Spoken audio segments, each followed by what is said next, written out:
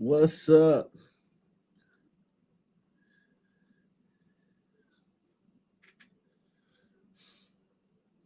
What's happening? How is everybody doing?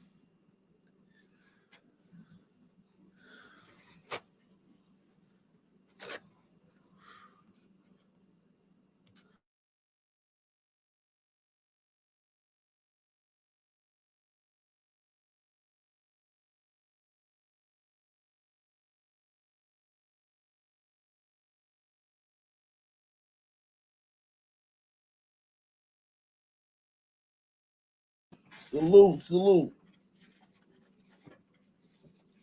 How is everyone doing? Salute the whisper and whisper, louder. How's everybody doing, man? Oh, we got a great show for you guys tonight. Gauss Relow in the building, as always. We got a great show for you guys tonight. We got a great show for you guys tonight.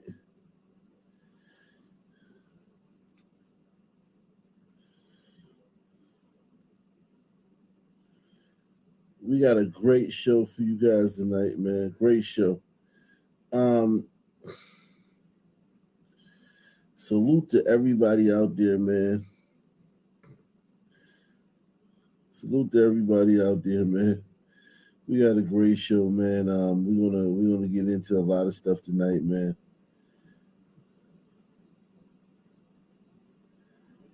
It really ain't nothing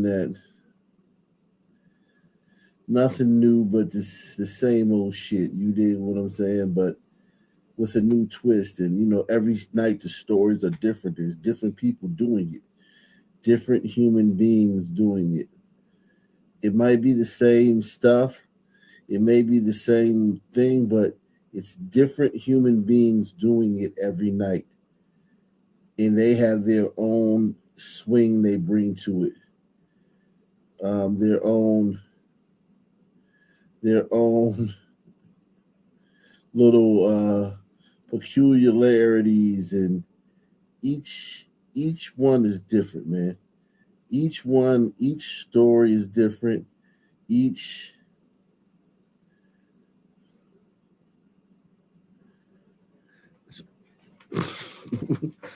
Were we sunless today? No, there's never a sunless day. I left my damn water upstairs. Ugh. There's never a sunless day, and there's never a sunless day. Okay, it's always a lot of stuff going on, man. Always, okay, and we're always here to cover it. If nobody's here to cover it, you gotta give this channel credit though. You gotta give this channel credit. We here to cover it every night, man, and every day. We be here to cover it more.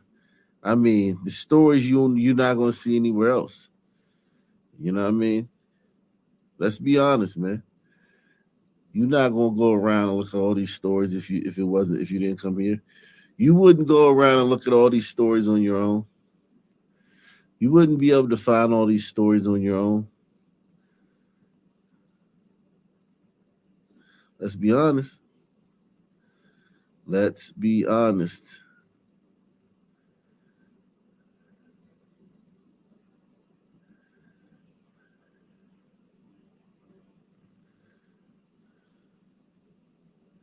Let's be honest.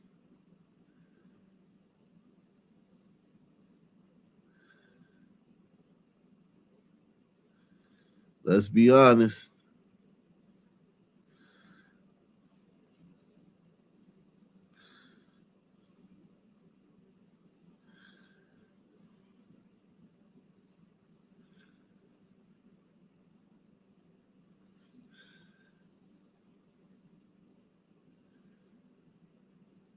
You ain't gonna go look at all this shit on your own.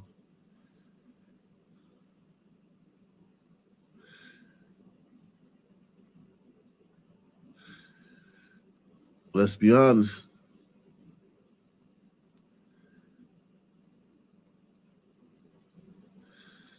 Let's keep it 1,000. Shout out to Tom Space. Yeah, we trying to get it would be nice to get, 20 people to 10 people to hit this thing tonight. It'd be nice to get 10 people to hit it tonight. We starting late. It'd be nice to get 10 people to hit it tonight. Pause. It'd be nice to get 10 people to hit it tonight. And I'll do a show tomorrow during the day.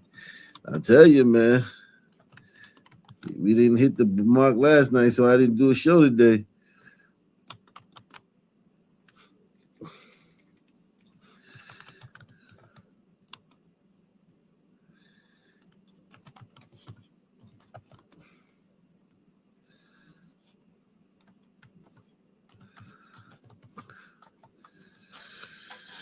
Yeah, man. Shout out to my man, Boy Kachina, man. Boy Kachina, man, in the building. Tom Space in the building. Boy Kachina says, there goes, this one goes to 11. Yeah, man. Shout out, man. Salute to you too, man. Boy Kachina in the building. We gonna get started, man. Video for shooting a gun following Milwaukee's 2023 Juneteenth parade. Now 18-year-old Arnez Lee King. You hear this? A teen reaches a plea deal for shooting a gun following Milwaukee's 2023 Juneteenth parade. Now 18-year-old Arnez Lee King pleading guilty today to 3 charges, including first-degree reckless. Look at that little fucking goddamn pygmy, man. That's a real-life pygmy, man. All that is the descendant of some pygmies that was brought over during the slave trade. Press 1. And it don't look like they've mixed with anything else. It looks like the same exact DNA. Just a fucking pygmy living in this Western world, man. I mean, it just is what it is. It's just a pygmy who's living in this Western world.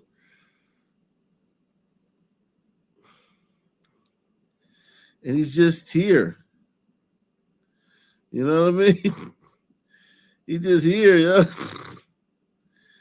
Like, it's just, he ain't doing nothing wrong. He just here.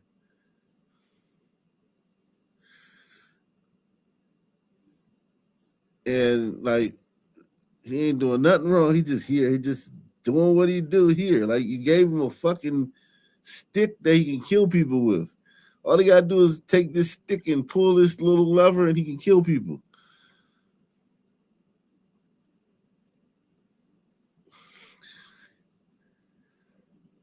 I mean, keep it a buck. What do you think this kid's IQ is? And I'm not even trying to be funny. What do you think this kid's IQ is?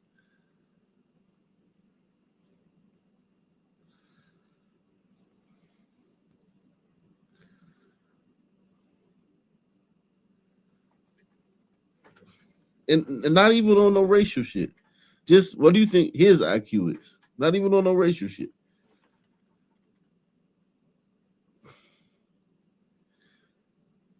And he has a little metal contraption that he can just point at somebody and kill them.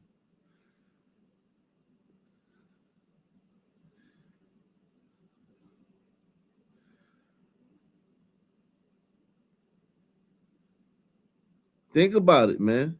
This shit is deep, but it's not deep.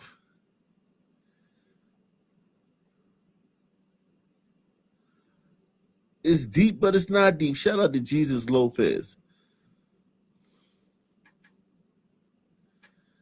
Jesus is king, man. Jesus is the king tonight. He got the highest donation, man. Jesus is king, man.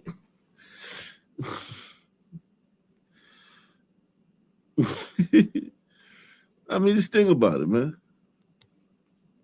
A teen reaches a plea deal for shooting a gun following Milwaukee's 2023 Juneteenth parade. Now 18-year-old Arnez Lee King pleading guilty today to 3 charges, including first-degree reckless injury, while 3 others were dismissed. Police say Lee King shot 6 people after the parade. Today, a judge sentenced him to 10 years in prison with another 6 years of extended supervision. Think about it. He shot 6 people at a Juneteenth parade. And they dropping charges and suspending sentences. Look at that. Look at that.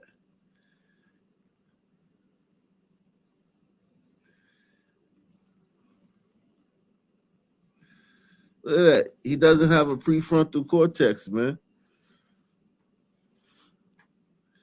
He doesn't even have a prefrontal cortex. He probably doesn't even fully realize what he's done. Fully. I'm not saying he doesn't know what he's done. He doesn't probably fully realize it. You know what I mean? In the way that, you would want him to. Like in the manner that you would be like, yeah, man. Okay, you understand, man. At least you understand, man.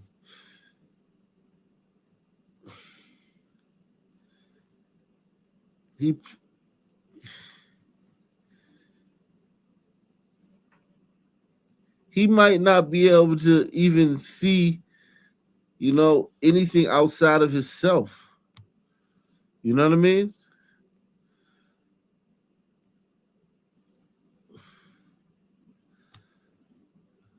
He doesn't have a prefrontal cortex. Let me put it like this. It's not big. His prefrontal cortex is not big.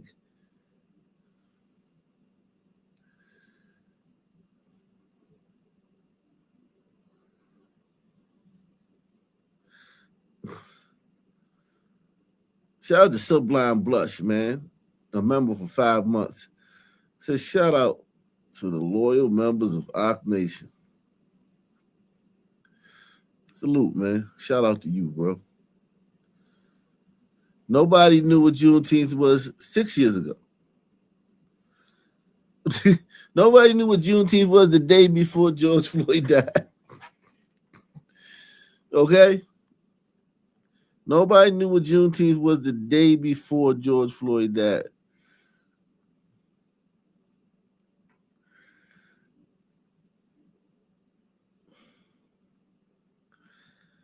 Get it right, man.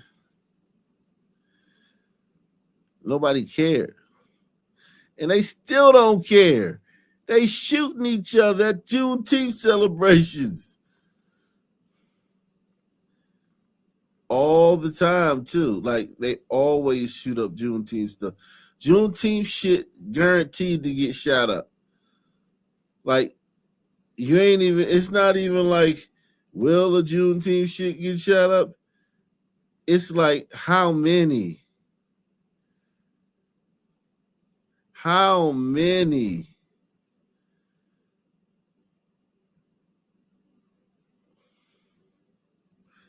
Okay? Not will a Juneteenth celebration get shot up. How many this year will get shot up? That's the question. All right? Niggas don't care about that shit. That shit ain't sacred to them niggas. Niggas didn't know nothing about that shit. Them niggas didn't grow up celebrating that shit. They didn't, you know what I'm saying? They don't have no memories of when they was a kid going to no Juneteenth shit. That shit don't mean nothing to them. That shit's not sacred.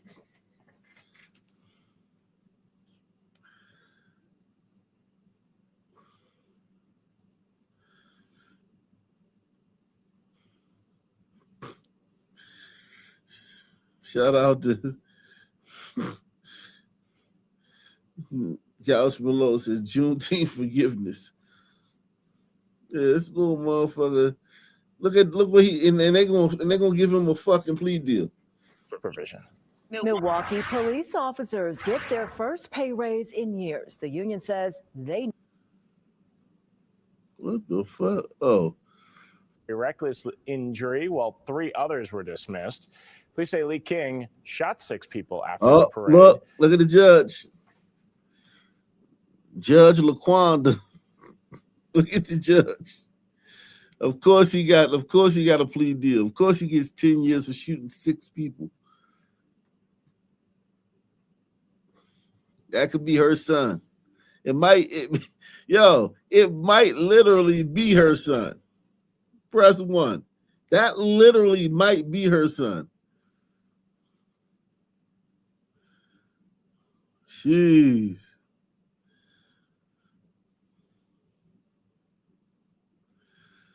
I don't know, man.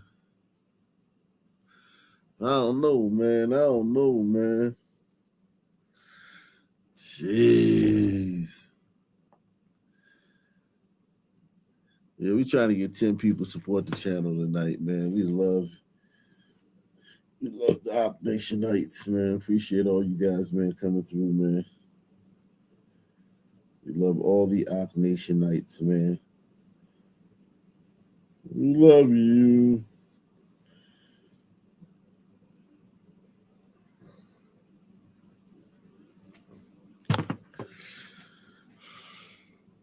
Judge Fudge. God damn. Today, a judge sentenced him to 10 years in prison with another 6 years of extended supervision. Milwaukee police officers get their first pay raise in years. The union says they need it to recruit more officers and keep the city safe. Jason Calvi digs into what this means for your tax dollars. Hey, Kim, you know that last contract that expired in 2022, 3 years later, the Common Council approves a new one. So let's look at what's in that brand new contract. It does offer back pay for the officers for those 3 years, 2023, 2024, and now in 2025, when they were working without a contract. The city estimates that's $25 million in back pay. The contract also gives them another raise next year. In total, the 4-year deal raises police officer pay by 14.25%. According to city documents, pay next year will start with starting pay at $77,000 up to $104,000 for top pay per officer. The Common Council's vote was 10 yes, 1 no, and 4 abstentions. The reason I proudly cast a no vote today was that I know that my constituents want accountability for our city's police department. They want safety, but they also want officers, individual officers, to be accountable for their actions, and for the department as a whole to be accountable to elected officials and the public.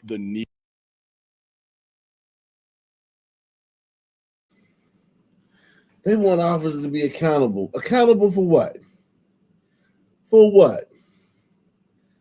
For arresting, resisting suspects? That's what they mean. They want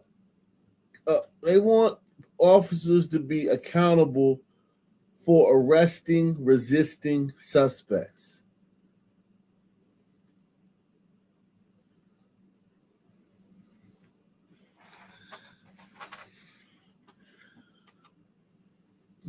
That's it.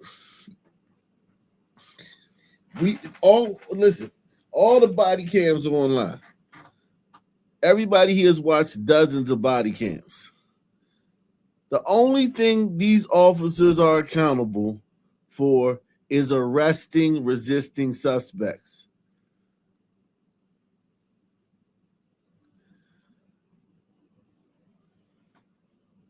Everything else is perfectly fine. But once the suspect starts resisting, and they don't say, all right, man, fuck it, you can go. That's when we start talking about police brutality and all that bullshit.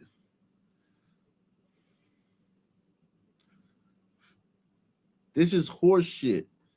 This fucking guy this guy's a fucking piece of shit. Tell them we want officers to be held accountable. For what?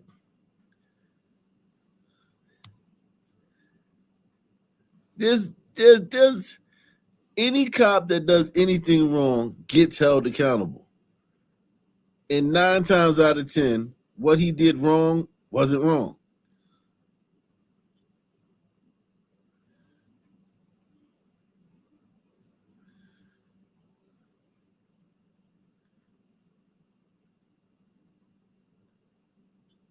Okay? 9 times out of 10. And salute to everybody that's watching on Rumble. Let me put the chat over here, man. Let me 9 times out of 10, what he did wasn't wrong. Let me put the chat on the screen, man, so the people on the other platforms can see what y'all crazy people on YouTube are saying. Salute to everybody watching on Black Colombo. Salute to everybody watching on X. Salute to everybody watching on Rumble. Salute to everybody watching on the OckNationNews.com website, which we will be doing a live stream after Thanksgiving. A live stream that can only be seen on the OckNationNews.com website. We'll be doing that after Thanksgiving. I don't want to do it before Thanksgiving because everybody's got a lot of things. I got a lot of things. I don't know how much time I'm gonna have. I don't know. Everything's getting crazy because the holidays. So I'm gonna do that after Thanksgiving. Salute to everybody out there, man. Shout out to everybody watching. We want to get 10 people to sponsor tonight's program. That would be really great, man. Appreciate you guys. The bigger the better. The better the bigger.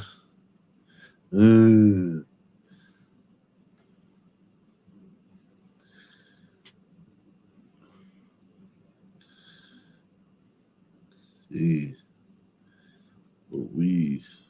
I'm on a bullshit.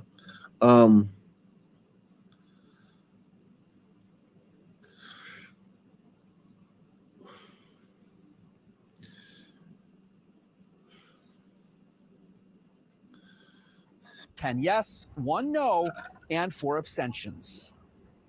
The reason I proudly cast a no vote today was that I know that my constituents want accountability for our city's police department. They want safety, but they also want officers, individual officers, to be accountable for their actions, and for the department as a whole to be accountable to elected officials and the public. The need to properly compensate the officers that have been working since 2022 or 2023 without a contract was not hard. But moving forward, the decisions are going to be much tougher. So both those aldermen, one voting yes. So let's see what Milwaukee police, they voted. This guy voted no for a pay raise for the cops. Okay. Let's see what the cops in Milwaukee deal with. All right. From fatal shootings to deadly blows, Milwaukee is coming out of another violent weekend. Police say since Friday, at least 4 people have been killed. Our Durante Matthews joining us from the newsroom tonight to walk us through it. Durante? Yeah, Ted, police have been crisscrossing throughout the city this weekend. Officers responded to gunshots and even physical fights ending in death. Some of the victims are teenagers. 53 is responding to this location regarding shots fired in the area. Gunshots and shattered glass startled neighbors out of their Sunday morning sleep. I heard like about 10 gunshots, maybe a little bit more. And it wasn't a little one, it was a big one, like boom, boom, boom. Around 2:30, Milwaukee police responded to 52nd and Meineke for a fatal shooting. Officers say the victim was a 32-year-old who died at the scene. Neighbors say after the shots, they heard a car slam into a tree. They had to break in and put him out. They did try their best to resuscitate him, but however, it didn't work. Police say they're still looking into what led up to the shooting and who pulled the trigger. All I can do is say my condolences to the family. This is just one of the many scenes sending police scrambling throughout the city over the weekend. Around 5:30 Friday night, officers say someone shot and killed a 15-year-old boy on North Darien Street. On Saturday night, another teenager dead. Police say a 17-year-old was shot near 61st and Congress. Just hours later, a fatal fight. Officers say around midnight Sunday, a 47-year-old was struck multiple times in the front and the back of the head. Police say the head injuries were fatal and the person died at the hospital. Just an hour later, a shooting injured a 17 and an 18-year-old near 54th and West Green Tree. Folks told us off camera it's sad to see so many incidents involving teenagers. Others say the violence is out of hand. Like it's getting worse and worse. And we have reached out to police for an update on about how many arrests they've made in each of these incidents. At this time, we're still waiting to hear back. Reporting live in the newsroom, Durante Matthews, Fox. Okay, so like The vote no for them to get a raise is you're an asshole. Okay? You're an asshole. You're an ass hat. All right?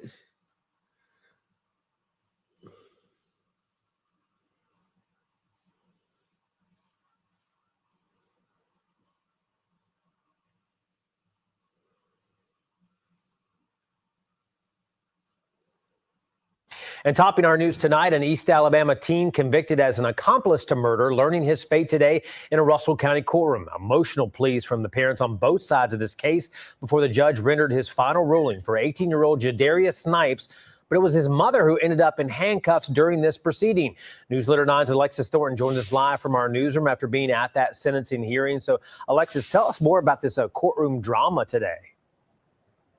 Well, Jason, two fathers stood before the judge today with completely different pleas. Snipes' father begged for mercy for his son, while the victim's father demanded justice with the maximum sentence. But tensions escalated when Snipes' mother was handcuffed before the judge sentenced him to 45 years in prison. I want you to see this because I lucked out because of the fact that I didn't want to hear them say that stuff. Jadarius Snipes' mother, Mary Herbert, left the courtroom after an investigator spoke to the court, referencing a social media picture the morning after the killing of Ryan Bowles. The investigator says the photo showed Snipes with a gun and throwing gang signs with younger boys, influencing them when officials say they should have been in school. I'm entitled to be angry. I'm entitled to be pissed off. I'm entitled to walk away when I don't want to hear BS. The judge ordered deputies to place her in handcuffs after she refused to come back inside the hearing. So for anybody to try to condemn me or force me to listen and tell me I wanted you to be there for your son, no, you wanted me to listen to y'all lies. Because if you was actually there for my son in a judicial way, you would have never allowed none of this stuff to happen. She is just making excuses for her son and for his actions and not taking responsibility, and he doesn't either. Snipes was sentenced to 45 years for felony murder and 20 years for robbing Douglas Rutledge before. Another pygmy. Look, these are just pygmies, man.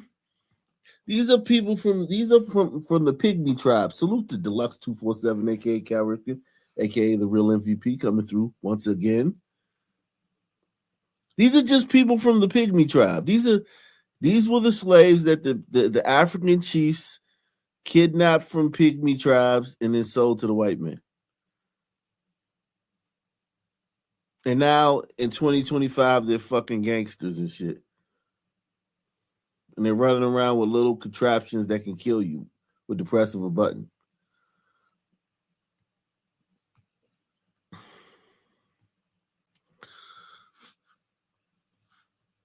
Where Bowles was shot in the Synovus Bank parking lot on 13th Street in Phoenix City in December 2023. Rutledge also took the stand addressing Snipes, saying, quote, "I pray that you find peace. I love you and I forgive you." Rutledge called Snipes his nephew, just knowing him from the community. He'll be eligible for parole at some point. I don't know. See how they robbed? I've been robbed like that before. One dude rob you and the other dude hold the gun on you. I've been robbed like that before. Motherfuckers like, put your motherfucking hands down. And I was like, oh shit. Once he put the gun on me, I did like this. I said, all right. I mean, put your motherfucking hands down. Because we was on a busy street.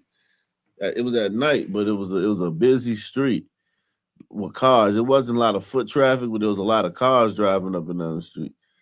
This motherfucker was like, man, put your motherfucking hands down.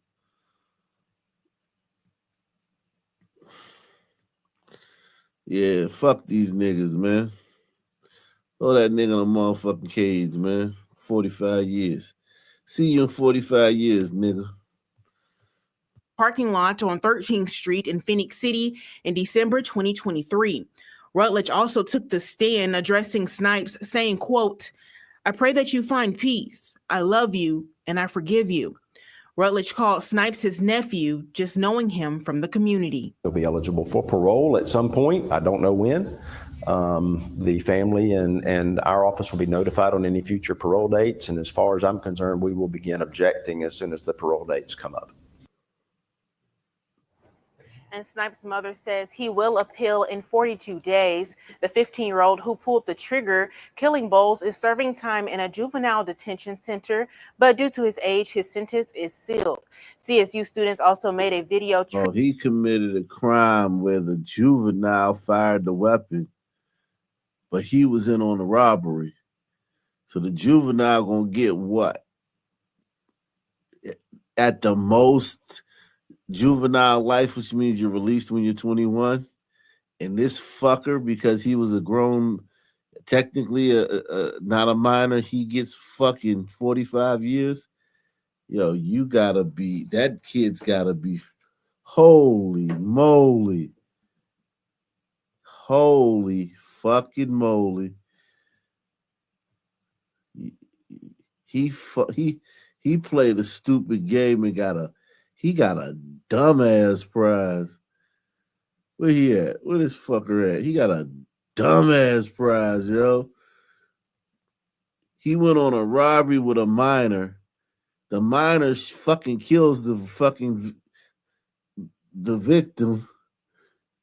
The minor goes to juvenile hall, and this fucker gets 45 years. Wow. You played a stupid fucking game and you got a fucking retarded prize. Fucking goddamn. Jesus Christ. Holy moly, that's a fucking dumbass prize. That is a dumbass prize, man. Fuck.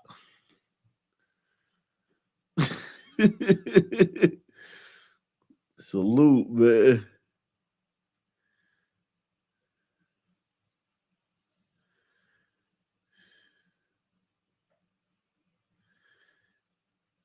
Shit. That fucker got a dumbass prize. Wow.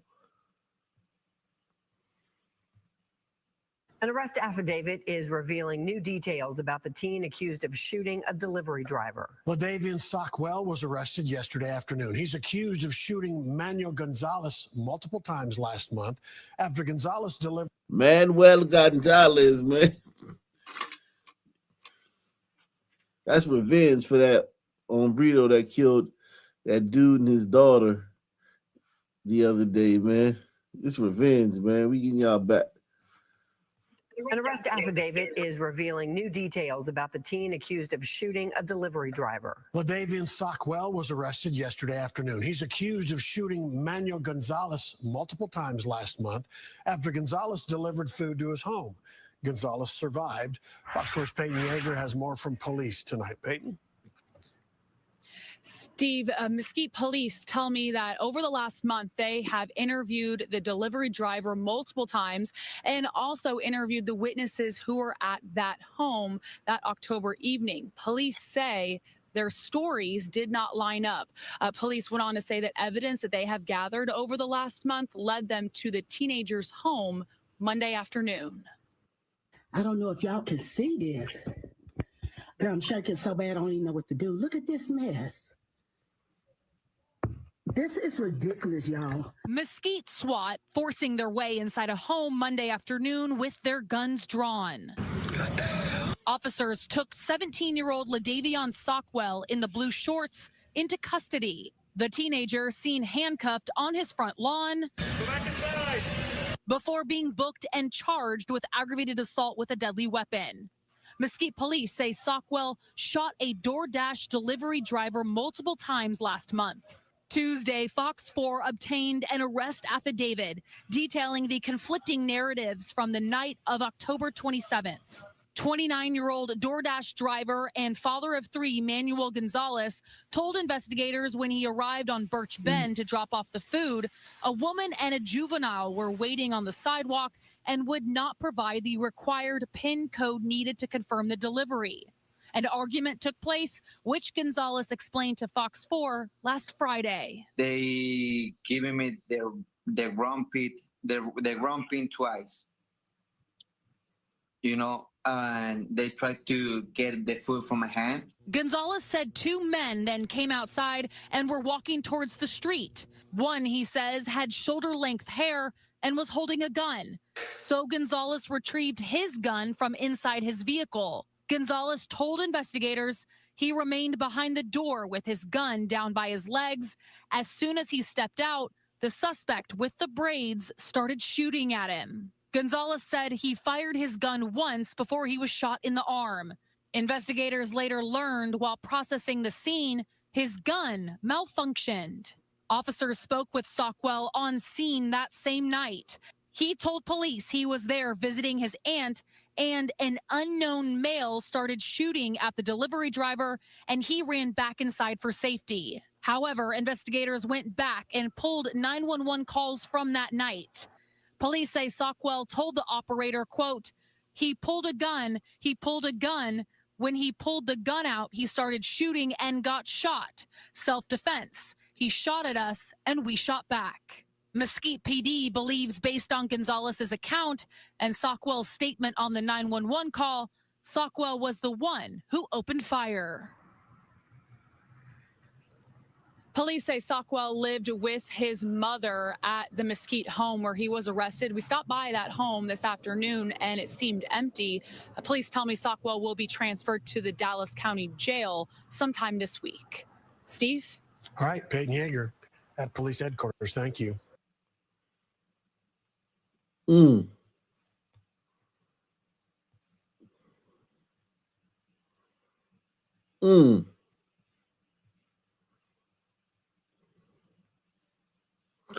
Salute to everybody out there, man.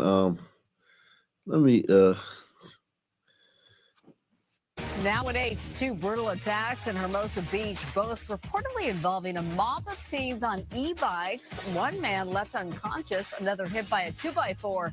Tonight, his emotional reaction.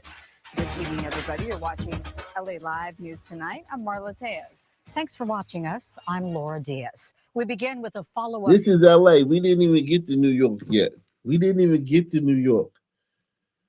Little fucking black teens are fucking beating the shit out of white people everywhere for no reason. Salute to my man, Barry B. Barry B is in the building.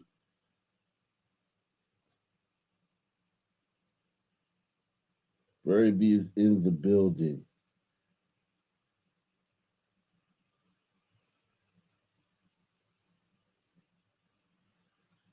Barry B is in the building.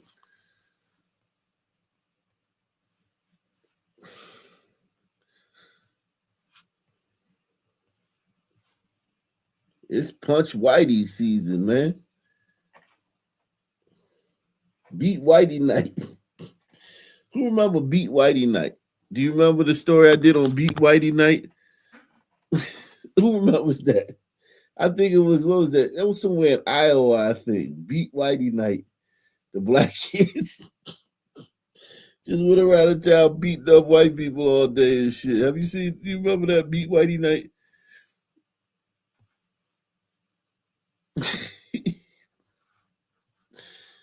Oh shit, man.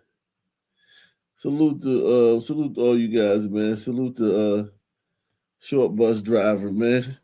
Short bus driver's in the building, man. He says, oh yeah, you this op.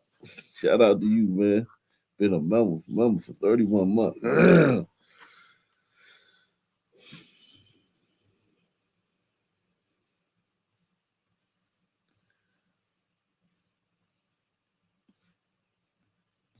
Nowadays, two brutal attacks in Hermosa Beach, both reportedly involving a mob of teens on e-bikes. One man left unconscious, another hit by a 2x4. Tonight, his emotional reaction. Good evening, everybody. You're watching LA Live News Tonight. I'm Marla Tejas. Thanks for watching us. I'm Laura Diaz. We begin with a follow-up on a vicious attack in Hermosa Beach that sent one man to the hospital. That beating on Friday reportedly carried out by a mob of teenagers on e-bikes. And tonight we've learned of another similar assault in that very same neighborhood. Fox 11's Gina Silva spoke to the victim. She's live with a story you'll see only on Fox 11. Gina. Yeah, it really is alarming because this is the second reported violent incident in the area involving teenagers on e-bikes. The man we spoke with tonight says it has to stop. You don't plan at Hermosa Beach to have something like that happen. I mean, it was traumatic for me. 66-year-old Hart Cardozo says he was ambushed and beaten by a group of teenagers on electric bikes in Hermosa Beach. I had to get 14 staples in my head. You know, I was in a lot of pain. I was disoriented. It seems surreal. Cardozo believes it's the same group that Fox 11 News first told you about over the weekend. Teens on e-bikes who violently attacked a man who was walking home with pizza in Hermosa Beach on Friday night. When I saw that on the news, I said, he's walking home with pizza. Yo. You walk home with a pizza and shit, and you see some teens, man. That's got to be a nightmare. Because at the very least, they're going to like slap it out of your hand or some shit. One of them going to be like, "Ow," knock it out of your hand or something. They must have been hungry. These teens hungry, man. They was hungry. They could have just said, "Can I have your pizza?"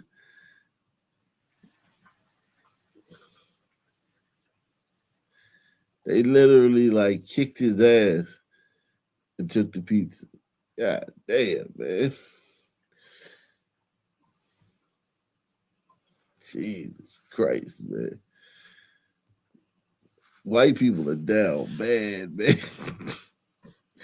White men are down bad because you really can't do shit about this because of the liberals. The white liberals ain't gonna let you do nothing about this. And these are white liberals getting attacked because this is LA. This is Los Angeles. So these are white liberals. These are white liberals.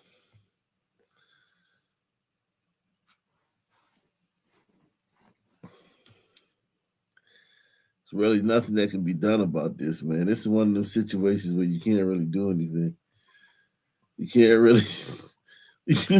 really, you can't, our hands are tied, man. We want to help y'all, but we can't. You said these are hombritos? It's still not white people. It's still whoever it is. It's fucking POCs beating the shit out of white people. Whoever the fuck it is. It's POCs going around beating the shit out of white people. Like, just like, they're not even like, oh, there go that white dude that called me a goddamn wetback. There's that white dude that called me a spick. It's just like, no, there go a white dude. Pow, pow, pow, pow, pow.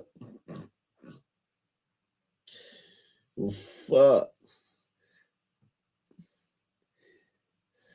I got your beaner right here, racist. Like, it ain't none of that shit. It's just on site. There go a white guy. Bow, bow, bow, bow, bow. Fuck. Oh yeah, you know he was apologizing. He probably was like, I voted for Kamala. I'm against deportations. I'm against the deportations.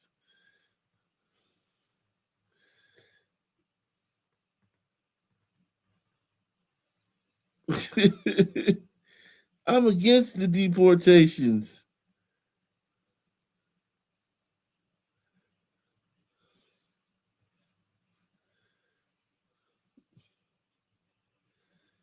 I'm against the deportations.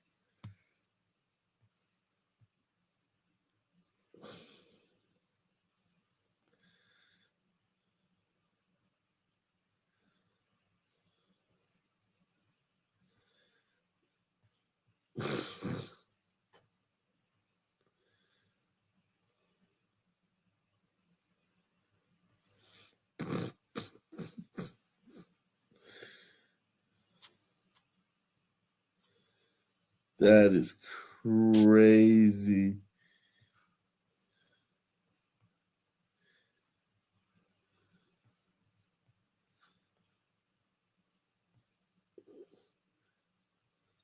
And you know this guy's a liberal. You just know he's a liberal. You know, if he would, if Trump said something, if we played him a video of Trump saying anything, Trump saying good morning, it's a beautiful day, he would be like, of course it's a beautiful day for you. What about the people that you're harming? You're harming so many people in this country. You're hurting so many people, and you got the nerve to talk about it's a beautiful day. He would say some shit like that.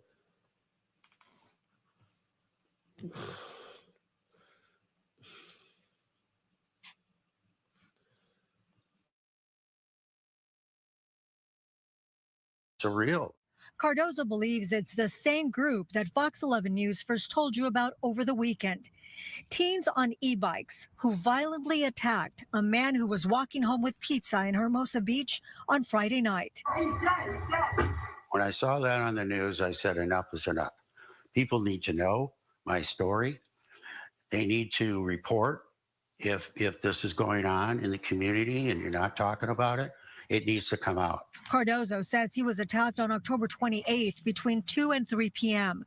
Stopped at Pier in Hermosa when a group of teens surrounded his car, slashed his tires, and shouted obscenities. When he stepped out, he says one of them struck him on the head with an object. They need to be arrested. And whatever parents are facilitating this mischief, they really don't know what's going on with their kids. Hey, my man. Mischief is like stealing like a candy bar out of a store or spray painting some graffiti somewhere or playing with matches. What they did to you was a little bit more than mischief. Press 1.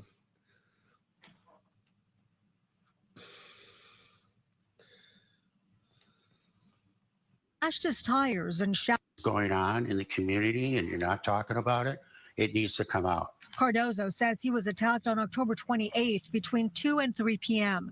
Stopped at Pier in Hermosa when a group of teens surrounded his car, slashed his tires, and shouted obscenities. When he stepped out, he says one of them struck him on the head with an object. They need to be arrested. And whatever parents are facilitating this mischief, they really don't know what's going on with their kids. And yeah, I want resolution. I want to feel safe in my community, and I don't. The Hermosa Police Department says that they are aware of this incident and they are investigating. Of course, if you know anything about these attacks, if you recognize the kids in those videos, contact the Hermosa Police Department. I'll send it back to you guys in the studio. Well, Gina, it seems especially cruel. Do you think there's some kind of a game going on or some kind of a post being put on social media that's inviting these kind of acts against people who happen to be driving or walking by? It's very possible. You know, that's something we don't know. The victim certainly feels like it was a coordinated attack. He says that when the teens approached his vehicle on both sides, they hit his car. And so obviously he was upset and he exchanged words with the teens. And that's when they just went wild and started attacking, you know, slashing the tires. And then when he got out of the car, which is a big no-no, law enforcement has always said, if you're ever involved in a situation like this, do not get out of your car because you will most likely be attacked. And that's what happened in this case. Well, let's hope that some justice is served soon. All right, Gina, thank you so much.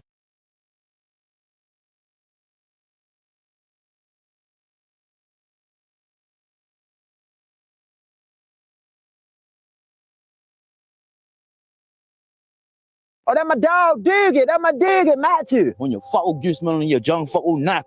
This will be the way all people going to Atlanta will actually say they are going to Atlanta. You want Atlanta? No, Atlanta but dangs. Ha ha ha, on getting the nangs. But dig it also can be used to replace the word head in all aspects of sexual acts. Dude, hey, where you get that badooga trimmed up at, good? Fa'o, Jangala is now the gays on the Fa'o, you man. On good. This is 2053 type shit right here. You know what I mean? Do you think the mayor speaks the language? definitely speaks to Goot. Yeah, I'm Mayor Brandon Scott, the mayor of the greatest city in America, Charm City. You will not find better people in these United States of America than those that are here in Baltimore. We understand the capacity of losing multiple brothers. It ain't nothing nice. We tired of having to keep saying our brothers lay down and not come back. You get what I'm saying? The trauma that's inflicted on these kids is perpetual. I was shot the first time in 2021, November the 15th. You can get your first gun at 6 years old, for sure. For the majority of my life, Baltimore has been a place that has had over 300 homicides in a year. 2023 is when the things change. Murder rate, I've never seen it drop that low. And now we're about to break a record. We right now are at, I think, 109 homicides. Which is the lowest number ever through this date. Without having more arrests, without displacing crime or violence to other areas. Poverty in and of itself is violence. Most of the community members that we service day to day do not choose to do what they do. We're the birthplace of redlining. The first redlining law was signed in my physical.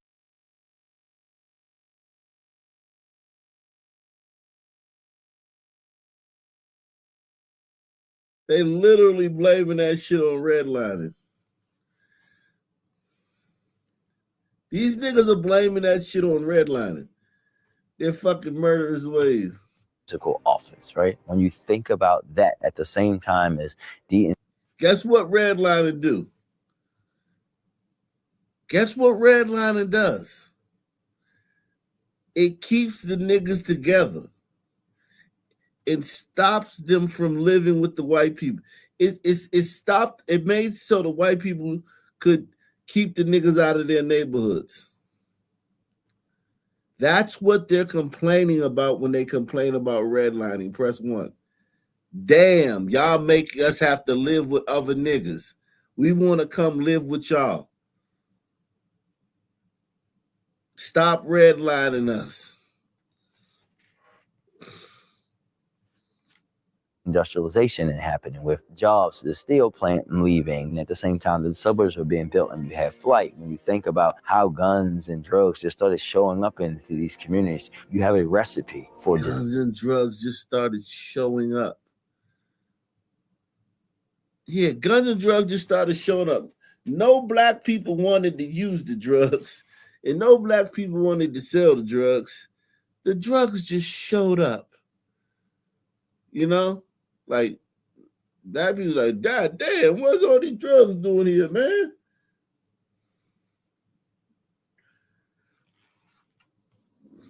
Disaster. Shout out Mayor Scott, Brandon Mayor Scott. Now that's my dude. I do know him. I know him. I just saw him at an event a couple weeks ago. Yes. Yeah. Do you understand what he's saying? I understand what he's saying. I'm trying to now calculate that apple mac. Most of the time. But, you know, I'm from Baltimore, so I can translate.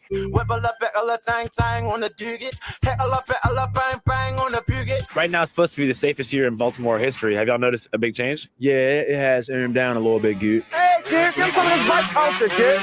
Sound man. We love it. I can be mad, I want to ride. I ain't mad, I still want to ride. On the spectrum between positive and negative, where do y'all see like all the bike life stuff? I feel like it's positive because like you're a young person, like young people want to have fun. That's having fun, riding dirt bikes. You ain't out here doing some whole dumb stuff on a block selling. Another pygmy. Where all these pygmies come from, man? And why the pygmies always decide to be gangsters, man?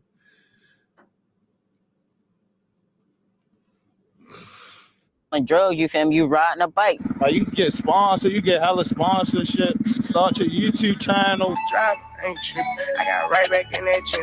And like none of them miss. There's hella shit you could do with a dirt bike. I'm gonna get it one day. It's the biggest in the city right here, like the biggest goot. Already good.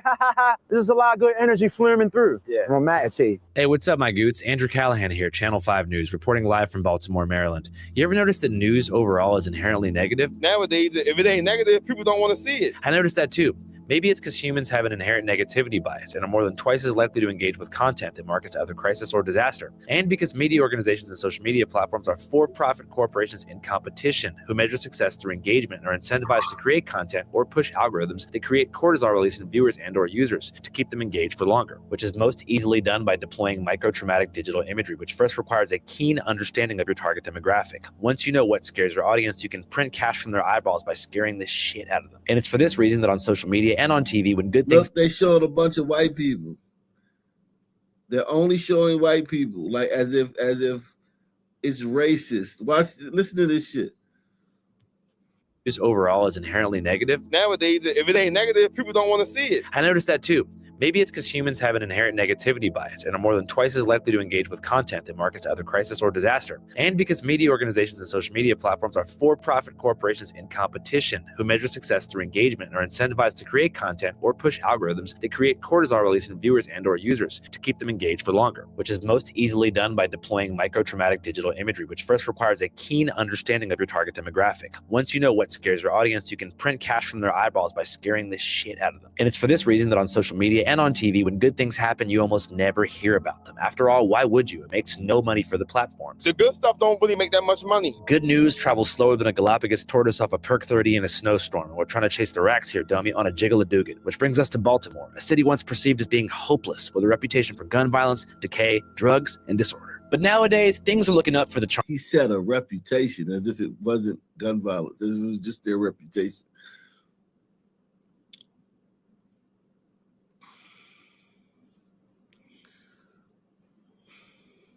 City. Since Mayor Brandon Scott was elected back in 2020, homicides have gone down by 54% in a way that even the local news station, which is ran by a band of Baltimore-bashing barbarians, colloquially known as the Sinclair Broadcasting Company, is having a hard time spinning for the worse.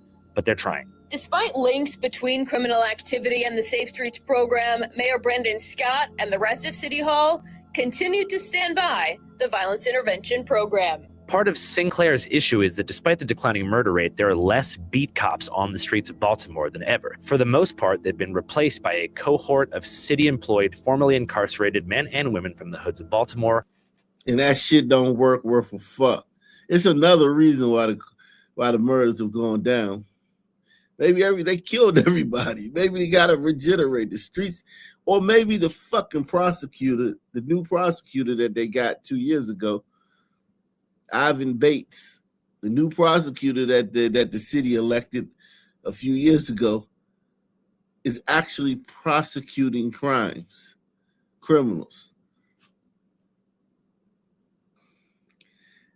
And you gonna give these niggas the credit.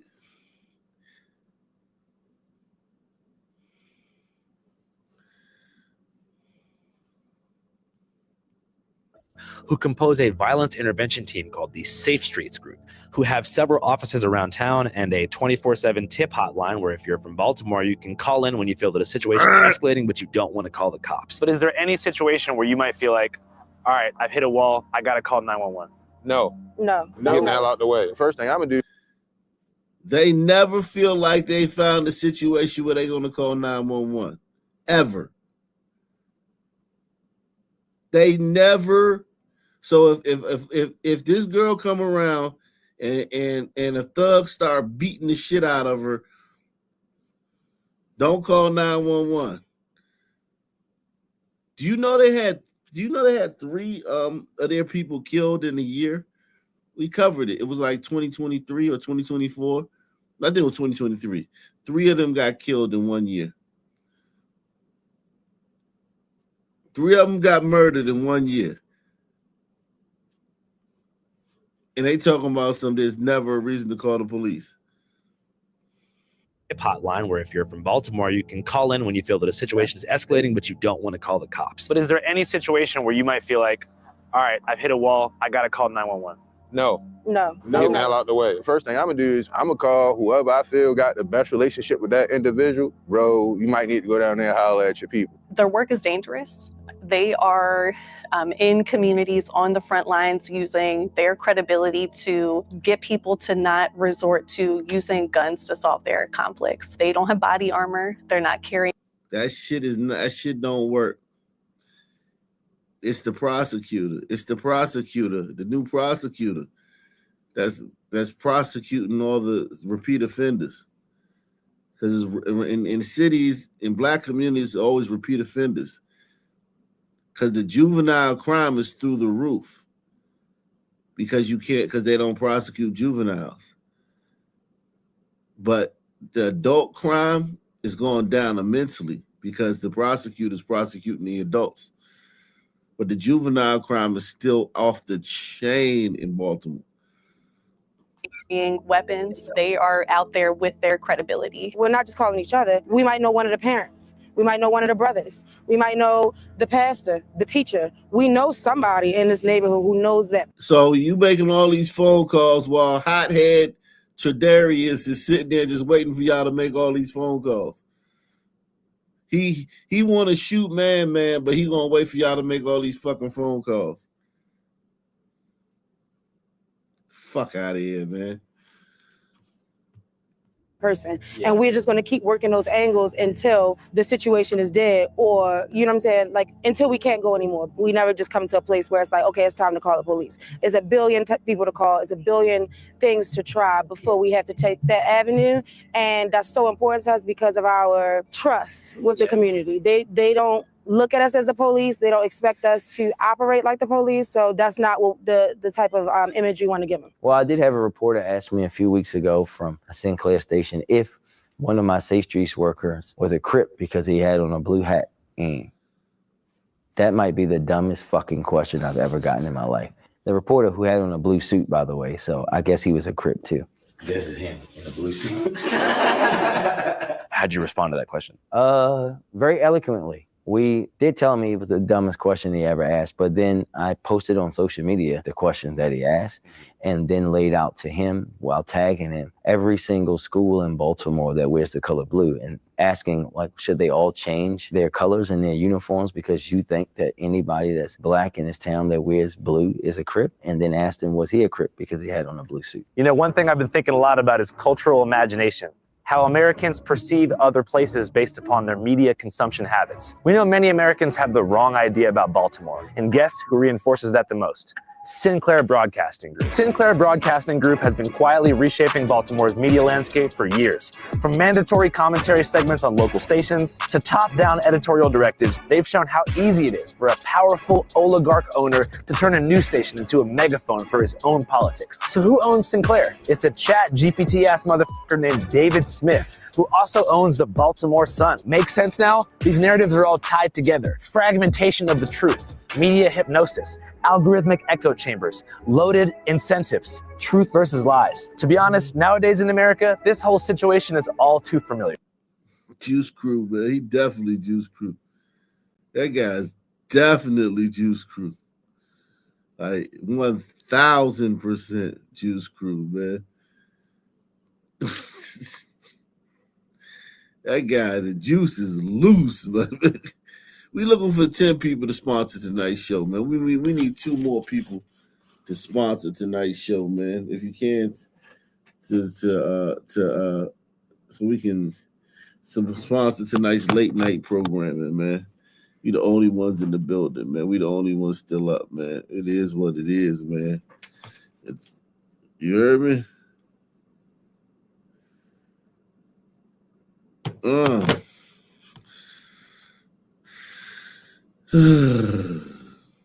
Salute to everybody out there, man.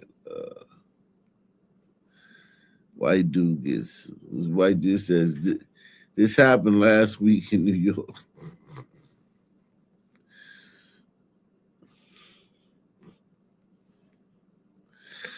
Yo, do you understand even when a cop punches a black guy, when a police officer punches a black career criminal who's resisting, who had just fucking molested a baby. You could have a black career criminal who just butt bongoed a baby. And while they're arresting him, if the cop punches him, it's going to be a fucking problem. But yet, black dudes and Hispanic dudes get to go around and punch white dudes all day for nothing. It is just whatever. That shit crazy.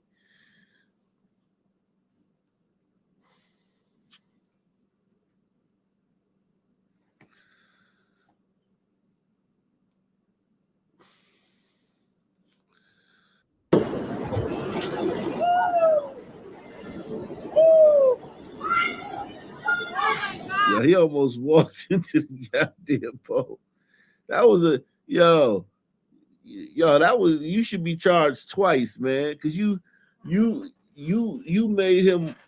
If he would have walked into that pole, man, I would have charged the black dude with that too, man. If I was the judge, I'd have been like, you get double the sentence. You be like, why, man? What I do, man? I only hit him one time, man. Like, nah, man. When he turned around, he ran into the pole, man, and that's because you punched him. So I'm charging you with that too, man. Oh, man, fuck that shit, man. You racist, man. Yeah, man. I'm racist. You damn right I'm racist. Fucking nigger. Look at this shit, man. This shit ain't good for nobody, man. This shit's not good for nobody. Even if you're not white and you're not a man, this ain't good, because this motherfucker just walking around the train doing that, he's going to be emboldened to do more shit. You know what I'm saying? He not just gonna sucker punch a white dude and then be like, you know what I'm saying, a model citizen after that on the train. He gonna be fucking keep on doing stupid shit. This just emboldens him, man.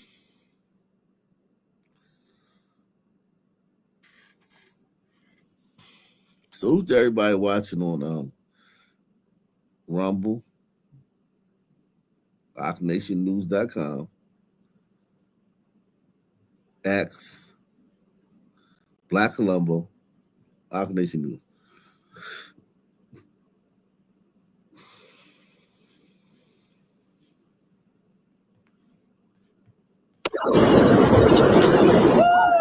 Damn.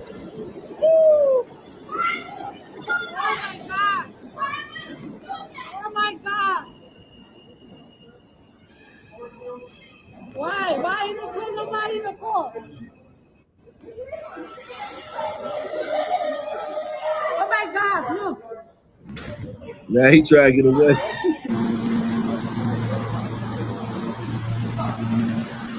He can't fight. He can't fight. Oh, he can't fight. Oh, he did catch him though. Well, I would have hit that nigga. I'd have hit him with a straight. See right here, he got hit him with a straight jab. Well, he doing all that wild shit. Look at his chin. Look at his chin.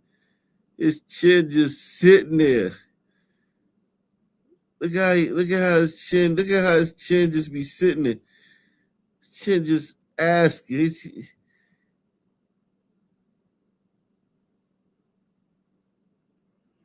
He went and punched another white guy.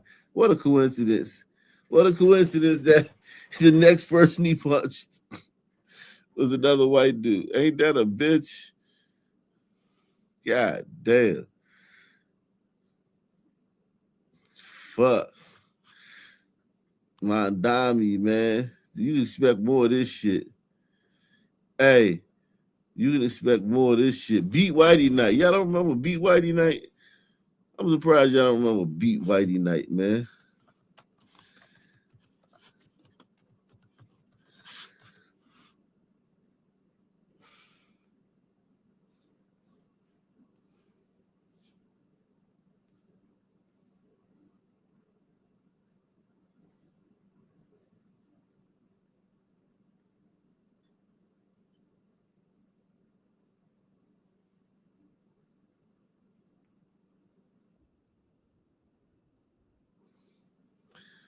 I'm surprised y'all don't remember Beat Whitey Night, man. Make sure you sponsor the program. Hit the PayPal, Cash App, Super Chat. Support the program. We gonna bring you Beat Whitey Night, man. Can't believe y'all don't remember that, man.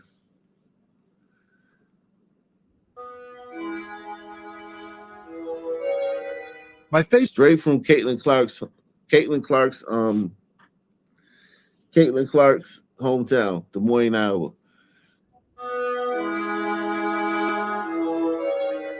My favorite example of black mob violence in Iowa happened at the Iowa St. Jude Sweet Corn Festival in Cedar Rapids. You've heard of that, right? You know that now that the Sweet Corn Festival is a center of black mob violence in Cedar Rapids, Iowa. Yeah, it happens in Iowa too.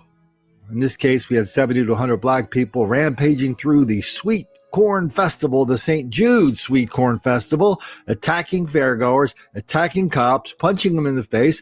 And when they had one cop on the ground, they started kicking him. That's Iowa. Why don't we move over to Des Moines for something more recent?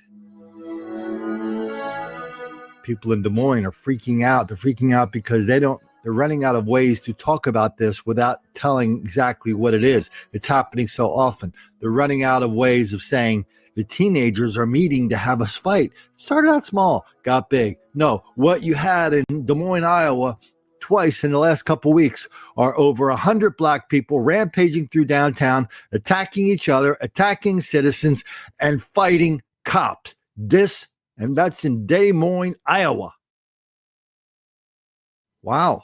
Started out as kids showing up to see a fight, ended in 3 arrests Wednesday. In this case investigation report, police say 100 to 125 juveniles arrived at the DART bus station. We started getting a large crowd down there. You could tell tensions were rising. People who ride the bus every day say teens gather outside Central Station often. Just normally high school kids or like middle school kids, and they'll come down, it starts normally with play fights and stuff. I'm glad the cops are there, because it stopped that. Because if they weren't, they'd still be fighting down there. Police tried to control the situation and most students listened, but not all, leading to what you see here. The officers tried to arrest them, and that's when they met some resistance. This is the second time in the past few weeks that police have had to respond to large crowds of teens being disruptive outside DART. It's with increasing frequency that we see these types of incidents down there. I mean, we had one 2 weeks ago. So there's a lot of factors that allow this to happen. And, we're going to be looking at all of those. Police say they can manage behavior, but not change it. And it will take the community to solve the problem. Those with DART agree. Our DART team is working closely with the Des Moines Police, the City of Des Moines Public Schools, and other community members to determine the best steps going forward in these situations. It's important that we all work together as a community. Eventually, about 100 high school and middle school students converged onto an area around 6th and Walnut. But the violence didn't end there. Ben Oldak's here to take us through what happened. Janae, police say they knew that a fight was coming, but they didn't know it was going to grow into something this big. And on top of that, something that would lead to an innocent bystander being hospitalized. And our school resource officers received some information that there were 2 kids that were planning a fight. They were going to fight each other. Who knows why? I'm sure it's absolutely ridiculous, but they were going to fight each other. But what may have been a normal after-school fight turned into a spectacle. Word spread. We could see that it was picking up some momentum. So we sent some officers down to the area where we thought this was going to occur. What we did not expect was the number of students from a variety of schools that showed up simply to spectate. The police department had 10 officers in place. They were met with around 100 students from different schools gathered to watch what was happening. Then things got out of hand. And then we had what we would expect. There was small skirmishes that broke out within this large crowd. That mob mentality takes over, and these kids started just getting out of control. Whether it was something as simple as bad manners all the way on up to assaulting a police officer. That happened in this crowd. Police say a large fight broke out in the crowd, and they had to use pepper spray to get it under control. 3 males were arrested, ages 14, 15, and 16. After 2 hours, things were back to normal. But the story doesn't end there. What happened later was several of these kids got on a bus and left the area. Some of the teenagers got off those buses here at the McDonald's on University, where police say they began to fight again and eventually turned their aggression to a passerby, leaving him with injuries so severe he had to stay at Mercy Hospital overnight. According to the police report, that man was 55-year-old Dan Opre. And they caused pretty serious injuries to him. It looks like he might have some facial fractures and a gash on his head. Now, the victim has been released from the hospital. Perisic says these issues should have been solved in the home and that it's absolutely ridiculous the department had to dedicate the amount of resources they did for this incident. Des Moines Public Schools released a statement on the brawl saying, quote, "There certainly may be student discipline, but the district will wait until police finish their investigation before moving forward. We are thankful for the DMPS staff member who originally alerted school resource officials to the possibility of a confrontation." Of course, the cops are getting their spiel down. Well, it's not going to be up to us to solve it. It's going to be up to the families to solve it. It's going to be up to the community to solve it. Well, the family and the community doesn't think there's a problem. They think the cops are picking on those kids because they're black. They think white kids do it too. They don't think there's a problem with the kids. They think there's a problem with the people who run DART. They think there's a problem with the cops. You don't understand that, do you?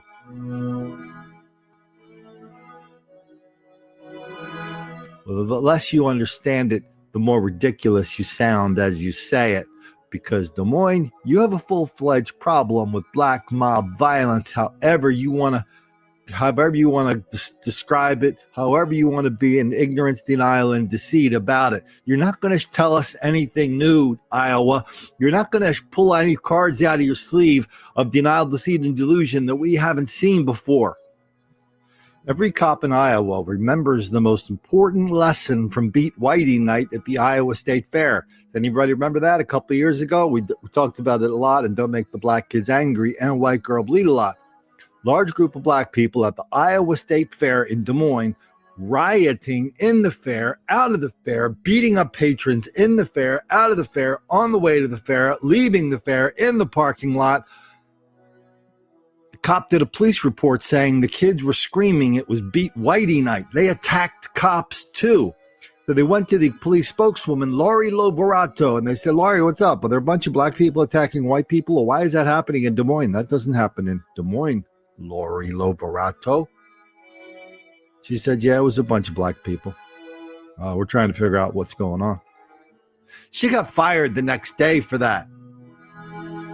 Every cop and every public official in Iowa got the message. When the fellas start rioting in Iowa, in Des Moines, or in Cedar Rapids, just shut up about it, or the same thing will happen to you.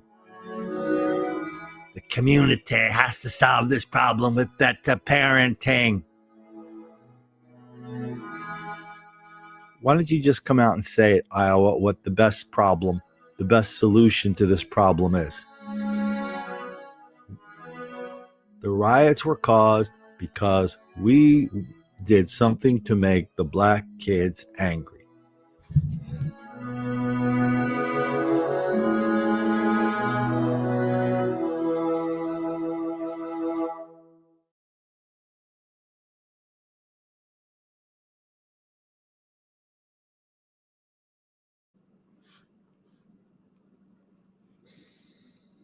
I'll give y'all part two another day, man. I'll give y'all part two of Beat Whitey night another day.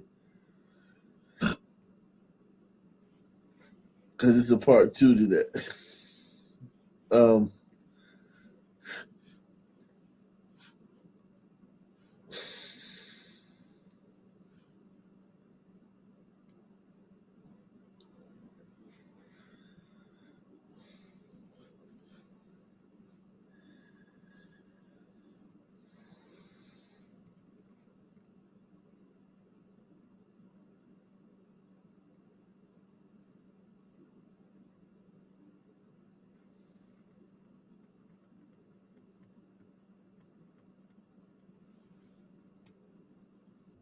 Two teenagers are now charged with murder after a stabbing in the Loop Sunday morning. The victim is believed to have been homeless. WGN's Brona Tumulty joins us now with the latest. Brona? So that makes what? 9 people got shot on Saturday. 2 were killed. And now this one on Sunday, all in the Loop in Chicago. So 3 people were murdered in the Loop on Sunday. I mean on Saturday and Sunday. That's the story. Two teenagers are now charged with murder after a stabbing in the Loops Sunday morning. The victim is believed to have been homeless. WGN's Brona Tumulty joins us now with the latest. Brona? Good evening, guys. One of those teenagers is just 14 years old. The older one is 16. He was in court today. We are going to name him because he's being charged as an adult. We learned a lot about him today, including who identified him in surveillance of the attack. Early Sunday morning, right under the L, a 49-year-old man lost his life in a brutal and seemingly unprovoked attack. Today in court, we heard 16-year-old... Unprovoked. Y'all think the homeless man was white? What was the race of the homeless man?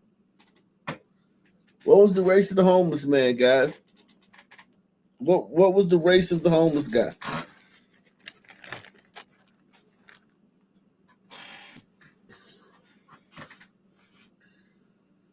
I wouldn't be surprised if the homeless guy was white.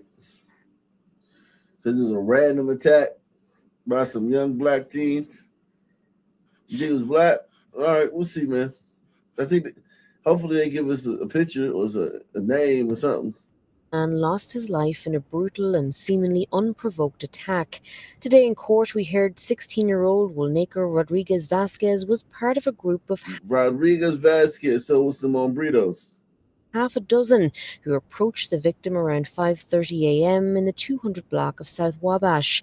Prosecutors say a 14-year-old made a swiping motion with a metal rod at the victim, while Rodriguez Vasquez reportedly kicked him, prompting the man to put his hands up in self-defense.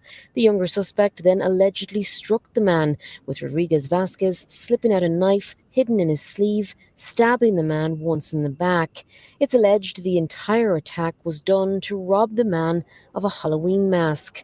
A passerby called 911 and the victim, who's believed to have been homeless, was brought to Northwestern, where he was pronounced dead. It was stated in court the group took off together, got on the red line, took a bus down Cermak Road, and police say they were all arrested on the 2000 block of Southwestern Avenue around 4 p.m. 2 of the 6 arrested were released without charge. One, an adult, is facing charges unrelated to the attack.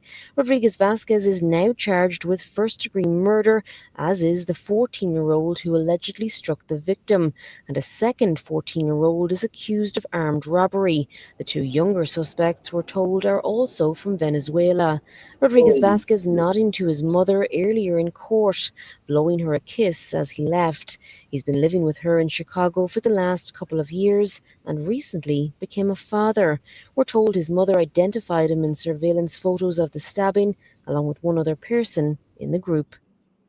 Wow. We learned today this is the first arrest for Rodriguez Vasquez, the judge describing his actions as evil and completely senseless. He is due back in court on the 16th of December. The 2 14-year-olds, meanwhile, were in juvenile court yesterday, and they are due back next Wednesday. We're live downtown. Brona Tumulty, WGN News. All right, thank you, Brona. More than a month after a deadly shooting in Greensboro, police have a person in custody. They've charged 22-year-old Jordan Marks with second-degree murder in the death of Mercedes Edwards. We were reporting this in our late newscast last night, and tonight we're hearing from Mercedes' mother. Fox 8 Celeste Smith joins us now live in Greensboro. So, Celeste, what is she sharing about this major new development? Jesus Christ. Holy shit. Damn, Celeste, but you gotta warn us before y'all put Celeste on the screen, man. Don't just be going and throwing Celeste up on the screen like that, man. You gotta warn us first, man. Like, our viewers may want to know that if they're children, they may want to tell children to leave the room because we're about to go to Celeste. Like, god damn. Celeste. Jesus Christ.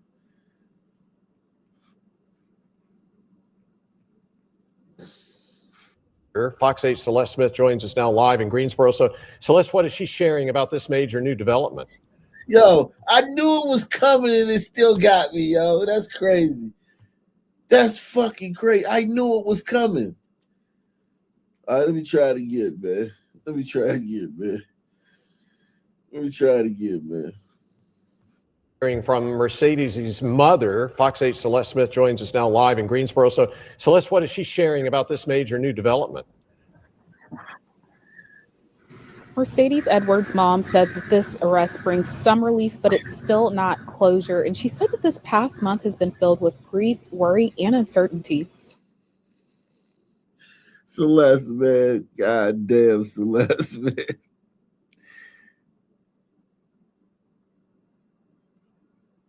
Star Wars The Next Generation looking ass, man.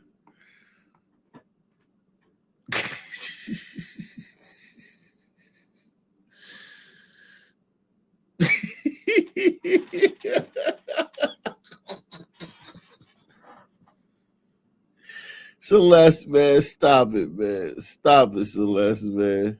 Stop it. He said she a low budget storm, Halle Berry. Oh no, I don't even know if they. I can't even. That's not even low budget. No, a low budget storm is on a different level than this. This is some other shit. This is some other shit.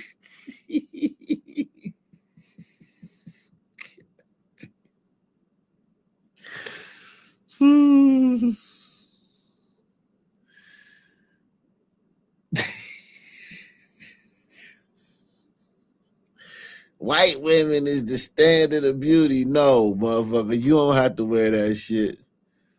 You ain't got white. They not making you. The Crown Act. They say black women. What did Michelle Obama say the other day? What's that shit Michelle Obama said? Nah, man, Celeste, this ain't it. Ain't nobody stopping y'all from wearing y'all natural hair, man. Ain't a motherfucker ever told a black woman her hair, because of the way her hair was, she had to go home.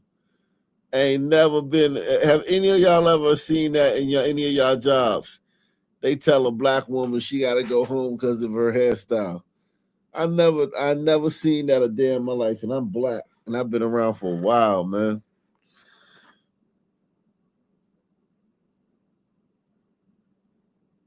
Said, would I kiss Celeste for $100? Why don't you hit the Cash App, hit the PayPal, hit the Super Chat then, man? I kiss her for whatever you support, whatever you hit whatever you take the pledge, the challenge for, I'll kiss her for that. I mean, I would give her a kiss like my mom, like.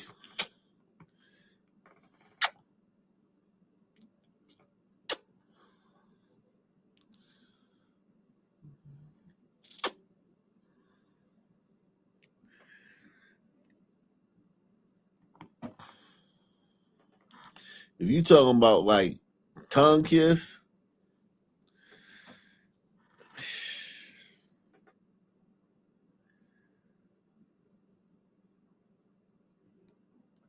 I might have to raise the price for that one, man. You talking about like, all right. I might charge her some shit. She might be like, man, fuck you then. She gonna be insulted. When I tell her the price, she gonna be insulted. She be like, fuck you, you bitch ass nigga, you little dick nigga. Fuck you, you bitch ass. You probably got a little dick, you faggot ass motherfucker. I'm be like, all right, cool.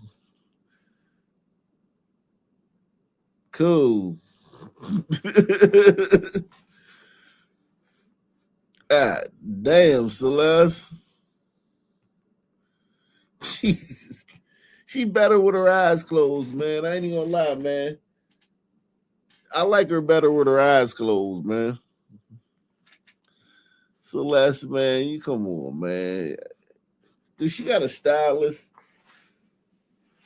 If Celeste was my mom, I would be like, Mom, we gotta sit down, man. Let me holler at you, Mom.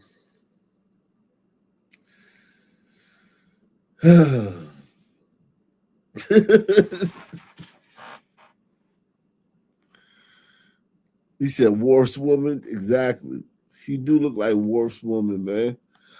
Worf, she look good to Worf, though. Worf thinks she beautiful and shit. Worf see her and his heart start pitter pattering. Worf be scared to holler at her. Worf was scared to holler. Worf had to build up his confidence to come.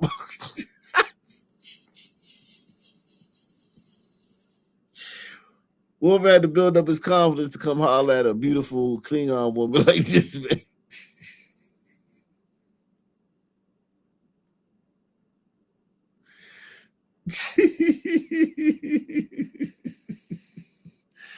Wolf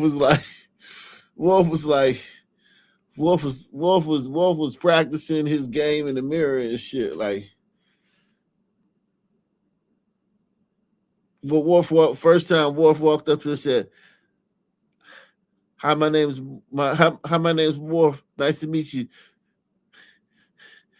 Do you want to go on a date with me? No, okay, bye." That nigga Worf turned around, walked away.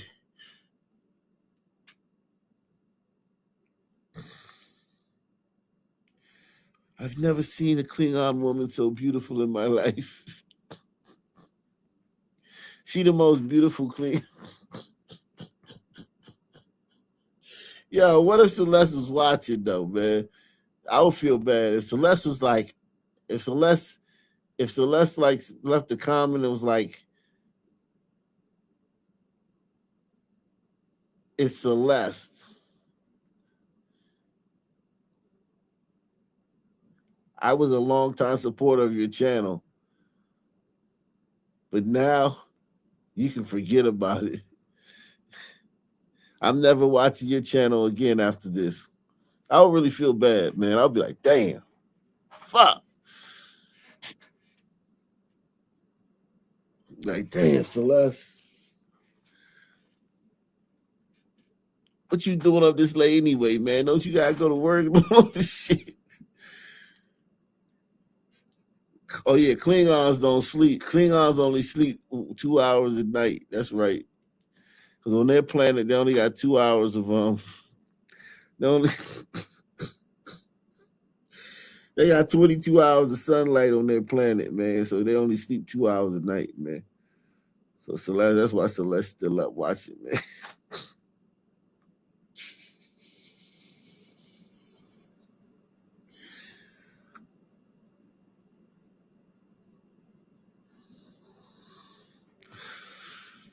Nah, let's stop roasting Celeste, man. Has been filled with grief, worry, and uncertainty. And it's hard trying to grieve knowing Thanksgiving is a few days away. Thanksgiving is going to be the hardest thing for me because that's our favorite holiday. For more than a month, the family of 22-year-old Mercedes Edwards has been waiting for answers. Police say she was found with a gunshot wound at an apartment on New Garden Road on October 17th. Despite life-saving efforts from first responders, she died at the scene.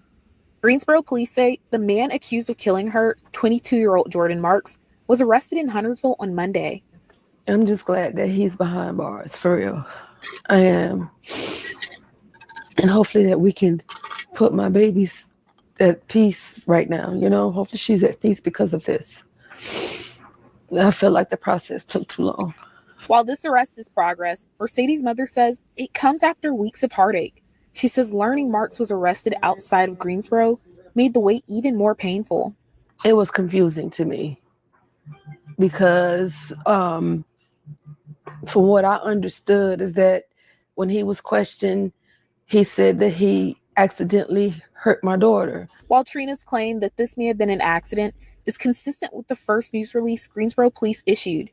That release stated initial reports to police described the incident as accidental. When we asked some follow-up questions at that time, a spokesperson for GPD told us this is an active homicide investigation. All involved parties have been identified. Now, this latest development. Hearing Marks is in custody brings Waltrina some relief as she continues to grieve her daughter. I just want this to be a proper investigation and to dot their I's and cross their T's as this case is concerned, because my baby's still supposed to be here. She's supposed to be here celebrating the holidays with us. God damn. Celeste, stop. They gotta warn us when they put Celeste on the screen, man. It's with us. Jordan Marks is currently being held in the Mecklenburg County Jail, and it has not yet been said when he will be brought back to Guilford County for his first appearance in court. Live in Greensboro, Celeste Smith, Fox 8 News. Jeez.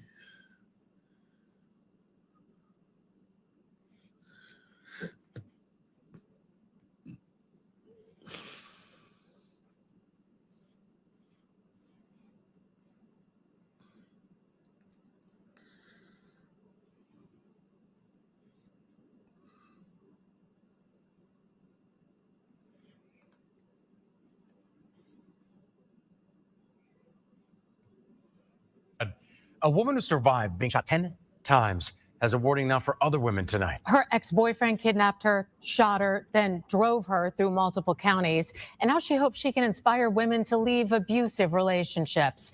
Channel 2's Audrey Washington is live at DeKalb County Police Headquarters in Tucker tonight. And Audrey, this survivor told you the ordeal went on for hours. Right, she told me her ex-boyfriend drove her around for hours while she sat in the passenger seat of her car, bleeding out from 10 gunshot wounds. I'm sorry. Shemay Pitt did not think she would survive it.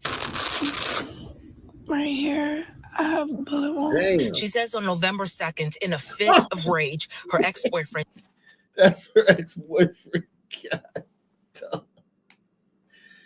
Holy shit.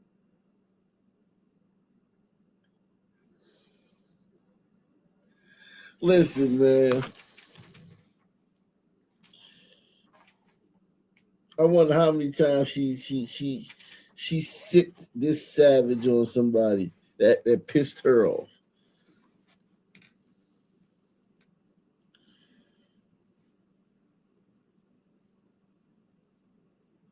Jesus Christ.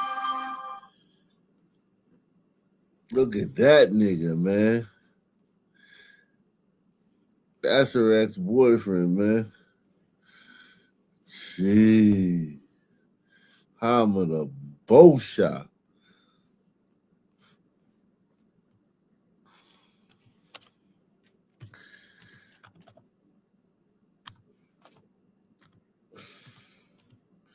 Hey, man. Look. There you go, man. You loved him because he was like that. Now he did that shit to you. You just never thought he was gonna do that shit to you.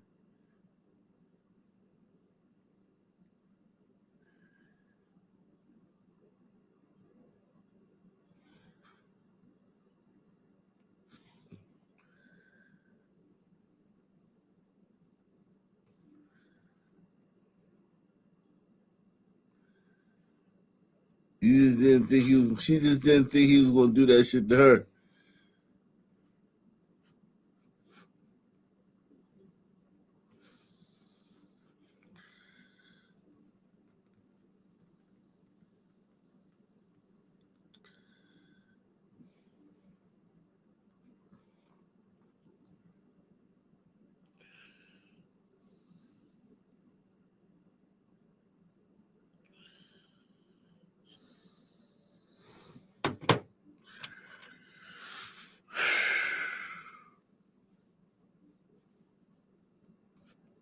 Joshua Woodruff shot her 10 times. I see the inside of me on the outside. Pitt tells me she agreed to meet with her ex to talk. She says that conversation turned violent and there was a struggle inside of her car. He steps back, he steps forward, and he starts shooting me. My ears are ringing, but I come into realization that he's shooting at me. Pitt says Woodruff then drove her from Snapfinger Road in DeKalb County to Douglasville. At one point, she says she heard Woodruff make 2 phone calls. Basically asked them what to do with my body.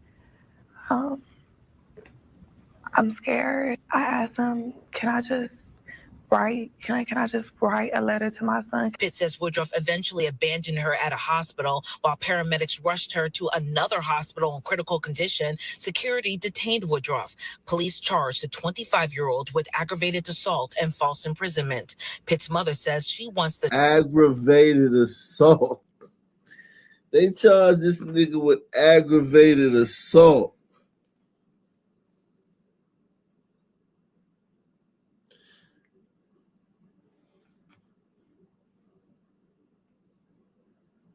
So she biracial. She biracial. She was. You should have done. You should have messed with her. You should have messed with the other side of your race, man. You should have stayed within your race, man.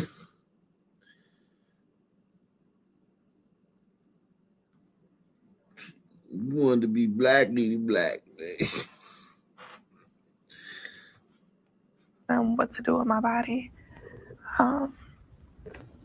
I'm scared. I asked him, can I just write? Can I just write a letter to my son? Pitt says Woodruff eventually abandoned her at a hospital while paramedics rushed her to another hospital in critical condition. Security detained Woodruff. Police charged the 25-year-old with aggravated assault and false imprisonment. Pitt's mother says she wants the charges upgraded. He needs to be charged for bringing over county lines. He needs to be federally charged for having an automatic switch, which is a federal offense. A few days ago, the Fulton County DA said Atlanta is under a domestic violence epidemic with nearly 1,000 felony cases pending.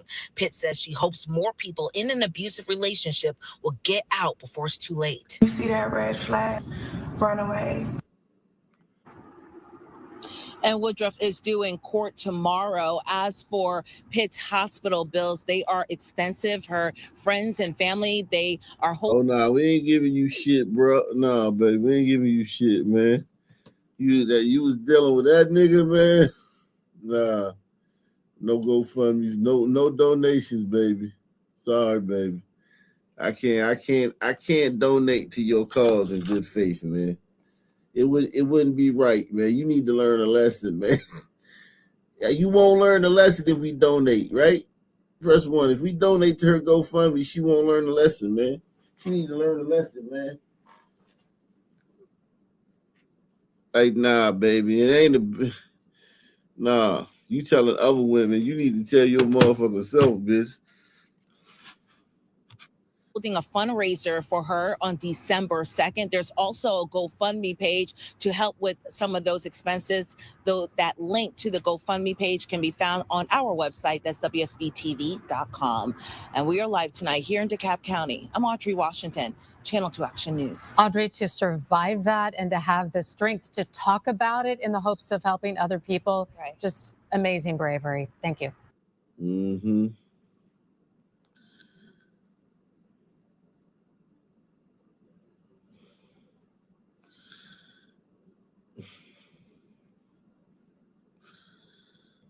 Ran to a store for help after she says she was held captive for days. Now, the victim's mother tells us she was so disturbed to learn that the man accused of the attack spent the last 2 decades terrorizing women. Channel 2's Tom Jones is digging into this case, working to get answers as to why this serial suspect kept avoiding serious prison time.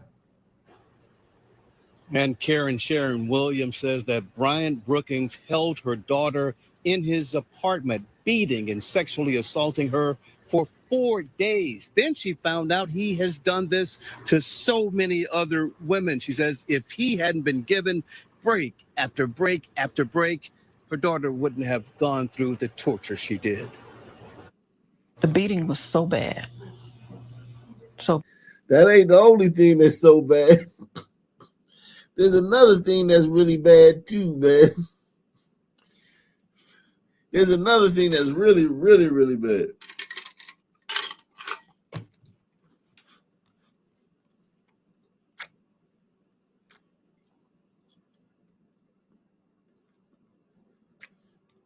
Bad. Sharon Williams is still shaken by the beating her 37-year-old daughter says she suffered at the hands of Bryant Brookings, a man arrested for violence against women over and over and over again for more than 2 decades. You know, he should have been locked up a long time ago and the key thrown away. Her daughter says Brookins held her in his DeKalb County apartment where he attacked her for 4 days. The apartment where he attacked her.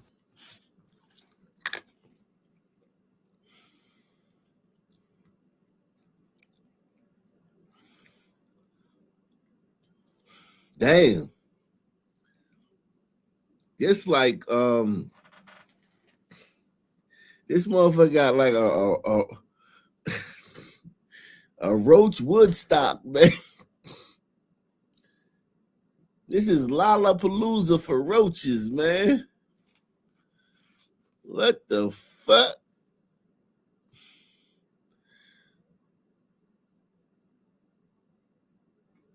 That's a lot of roaches, man.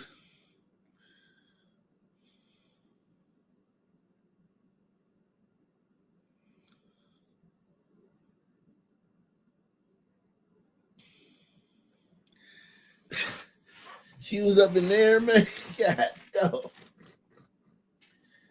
That should have been the first red flag when you pulled up and you seen roaches like covering his window, man. You should have been like, nah, baby, I ain't going in there, man. The roaches tried to warn her, man. She ain't listen, man. God damn, baby.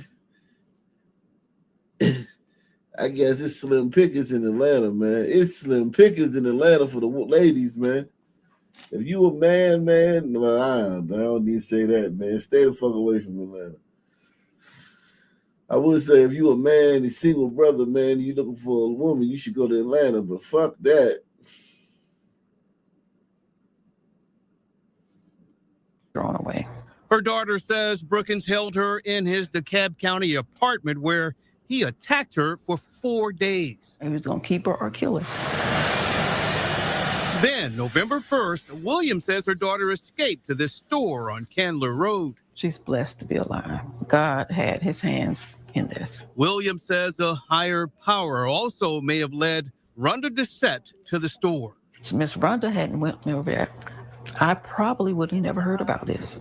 Doucette began recording when she noticed police at the store and people huddled around a woman. It was personal because I know her. Doucette's organization, A Labor of Love, works to get women struggling with drugs and mental issues off the street. She had counseled the victim before, but on this day, she was so badly beaten until I didn't recognize her. Police arrested Brookins. He faces rape, false imprisonment, aggravated assault, battery, and obstruction of a law enforcement officer. I Googled his name. What Williams found disturbed her. It just sickens me. Mugshot after mugshot of Brookins. We found all these mugshots of Brookins from DeKalb and Fulton counties. He's been arrested. You know, every nigga, every criminal nigga we see has been arrested a gang of times. Ain't that crazy how like all of them been arrested a bunch of times, man.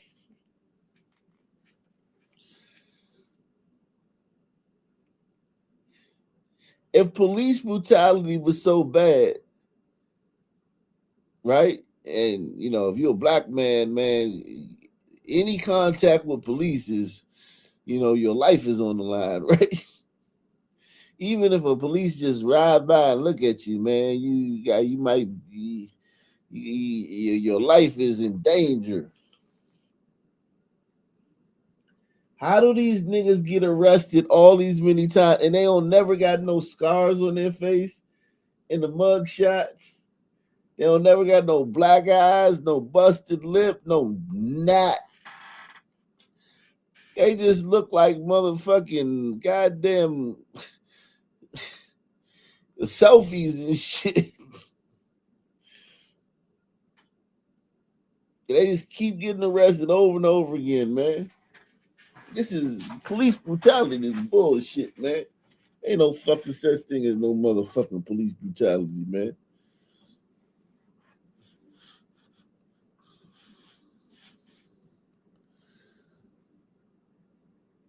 Said, when did I get back on Rumble? a few days ago over the weekend. I started going back to Rumble, man. Shout out to Rumble. Shout out to everybody watching on Rumble, man. Shout out to everybody watching on Rumble, man. Make sure y'all hit the like button over there too, man. Share the videos over there too, man. Yeah, man.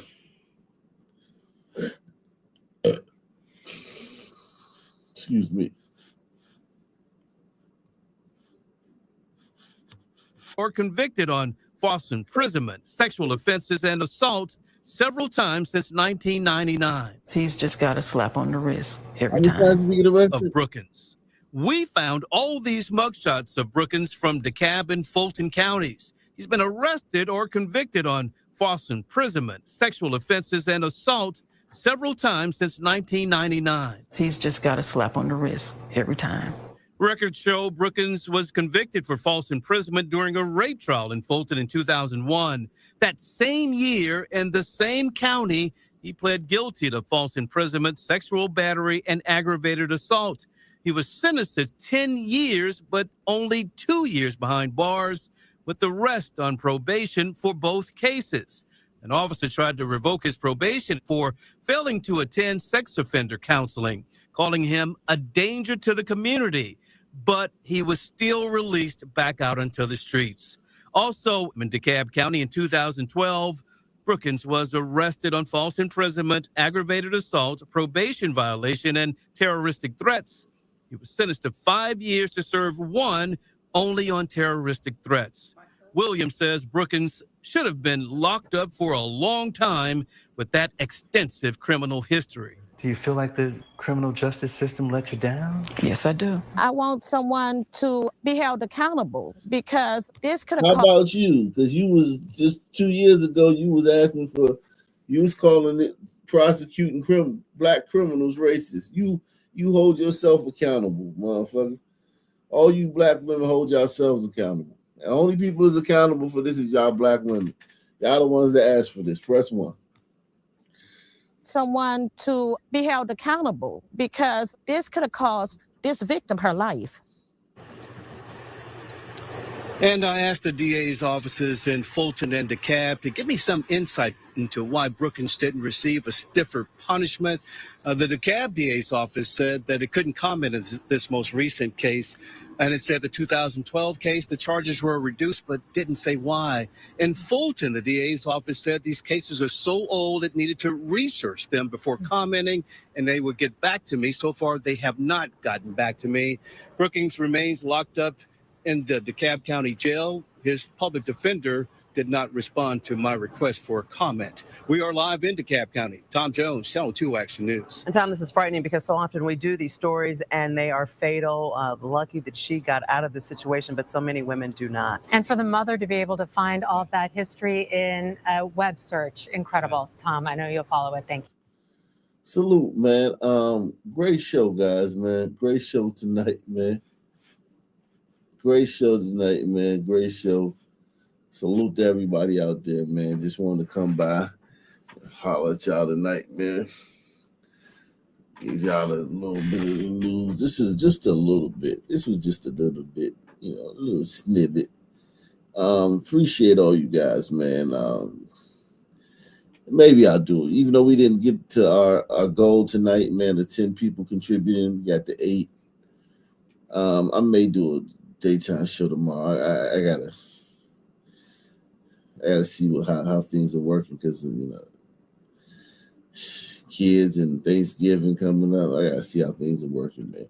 Salute to all you guys, man. Check out the got some Caitlin Clark videos I'll be dropping tomorrow, man. Same black time, same black channel. I'm out of here, man.